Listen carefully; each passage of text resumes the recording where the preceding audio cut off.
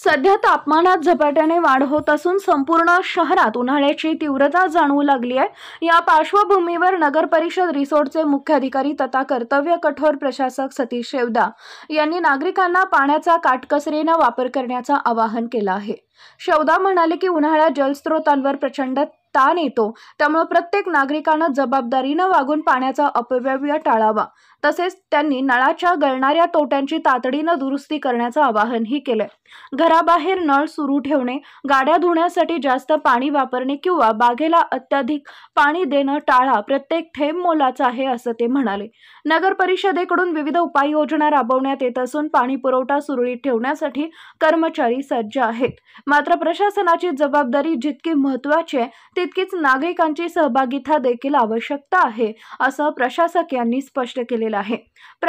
पाणी वाचवण्यासाठी काही सूचनाही त्यांनी स्पष्ट केलेल्या आहेत, ज्यामध्ये नळाच्या गळक्या तोट्यांची त्वरित दुरुस्ती करावी, ब्रश करताना नळ सतत सुरू ठेवू नये, वापरलेल्या पाण्याचा पुनर्वापर करावा। उदाहरणार्थ भांडी धुण्याचे पाणी झाडांना सकाळी किंवा संध्याकाळी झाडांना पाणी द्यावे, पाण्याच्या टाक्या लवकर भरल्या तरी पंप बंद करावे। जागरूक नागरिकच पर्यावरणाचं रक्षण करू शकतात। नगर परिषद रिसोर्टने यासाठी जनजागृती मोहीमही सुरू केली आहे। सोशल मीडियाच्या माध्यमातूनही नागरिकांपर्यंत संदेश पोहोचवण्यात येत आहे। शेवटी त्यांनी सांगितले की उन्हाळ्यातील संकट टाळायचं असेल तर पाण्याच्या थेंबाची किंमत समजून वापर करणं आवश्यक आहे।